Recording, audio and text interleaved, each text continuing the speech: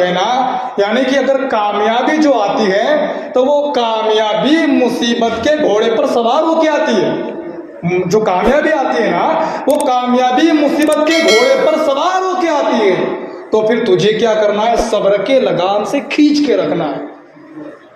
وہ کامیابی تجھے ایسے نہیں مل جائے گی.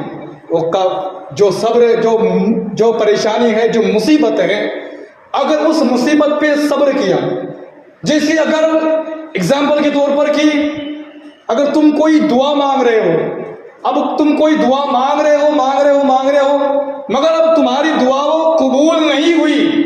جیسے کہ اب تم نے کوئی ایگزام دیا، انٹرویو دیا، اب خوب نمازیں ہو رہی ہے، پہلے تو نہیں ہوتی تھی، اب مگر فجر بھی ہو رہی ہے، اب مغرب بھی ہو رہی ہے، اب جمعہ بھی ہو رہا ہے، اب بڑی نیکی کی باتیں ہو رہی ہے. اب گناہ کا دروازہ بند کر دیا آپ نے، اس لیے کہ ابھی آپ کو انٹرویو میں پاس ہونا ہے. تو پھر آپ کیا کریں گے؟ خوب دعا ہو رہی ہے. کبھی کبھی مجھ سے بھی کہتے ہیں کہ حضرت میرا بھی سبق لیا کرے، بڑی اچھی بات ہے، سبحان اللہ. مگر اب ہوا کیا؟ آپ نے اتنی ساری محنت کی، انٹرویو میں فیل ہو گئے. آپ کا بھروسہ رہے گا خدا کے اوپر؟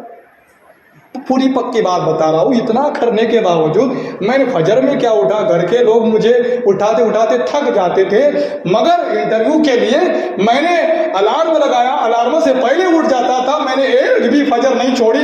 میں نے فجر کیا پڑھی، میں نے ظہر کیا پڑھی، عصر کیا پڑھی، مغرب عشاء کیا پڑھی، میں نے کیا کیا نہیں کیا یار، ابھی میں انٹرویو میں فیل ہو گیا. آپ کا بھروسہ اڑ جائے گا. پھر آپ فجر پڑھنے والے، آپ جمعہ بھی نہیں پڑھیں گے. مگر اللہ کا ولی جو ہوتا ہے وہ ویسا نہیں کرتا. اللہ کا ولی جو ہوتا ہے وہ تو ایسے بھی نماز پڑھتی ہے، سبحان اللہ. یہ ہماری حالت ہوتی ہے کہ اگر کچھ کام کرنا ہے کیا تو پھر ایسا کریں گے، انٹرویو دینا ہے کیا پھر 40 دن کے لیے پھر نماز پڑھیں گے، اس کے بعد نوکری لگ گئی تو پھر نہ پھر مسجد نہ پھر کچھ. اللہ اکبر. تو پھر اللہ کے ولی ان کی یعنی زندگی کیسے ہوتی تھی؟ تو ان کی زندگی، ہم خالی کرامتیں سنتے ہیں نا کہ وہ ہوا میں اڑے، وہ پانی پہ چلے، انہوں نے ایسا کیا. بے شک ان کے لیے کوئی بڑی بات نہیں ہے، مگر کم سے کم ان کی زندگی پر غور کیا جائے. تو ولیوں کی زندگی ایسے ہوتی تھی. ایک ایگزامپل کے طور پر، ایک مثال کے طور پر، پھر یہی مثال میں لا رہا ہوں آپ کو سمجھانے کے لیے.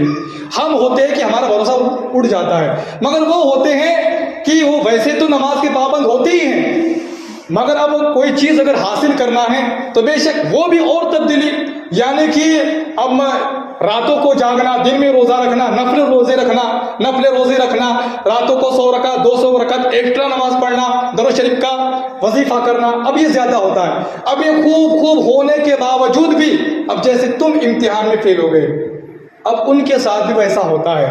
اب وہ اللہ کا ولی بھی جیسا کوئی انٹرویو ہے، وہ فیل ہو گئے، ہمارے جیسا ان کا بھروسہ نہیں اٹھتا. وہ پھر کیا کرتے ہیں؟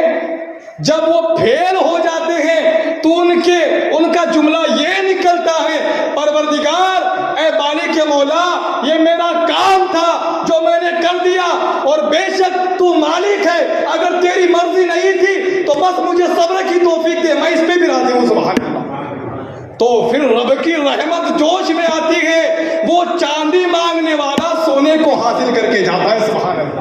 یہ حال ہوتا ہے. یہ اصل مسئلہ بتا رہا ہوں آپ کو میں. کبھی زندگی میں ایسے موقع آئے نا، 1 بار 2 بار خدا امتحان لیتا ہے، کامیابی ایسے نہیں ملتی. واقعی اگر دل سے کامیاب ہونا چاہتے ہو نا تو خوب محنت کر رہے ہو، مگر خدا اگر امتحان لے لے تو مسلمانوں، اگر تم نے شکوہ نکال دیا تو پھر کامیابی گئی.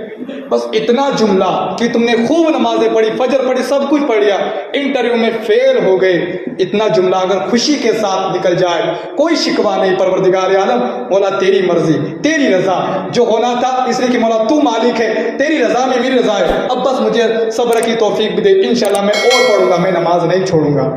اب بتاؤ مسلمانوں، آپ کا اتنا جملہ، بتاؤ کیا رب کی رحمت کو جوش نہیں آئے گا؟ مگر ہم اس حد تک پہنچتے نہیں ہیں. بس ہمارا آخری جو درجہ ہوتا ہے وہی بھی ہم فیل ہو جاتے ہیں. مگر ہم تھوڑا سا اور اگر 2-4 قدم اگر آگے بڑھا کر دیکھ لیں ہم، تو انشاءاللہ پھر کامیابی ہے.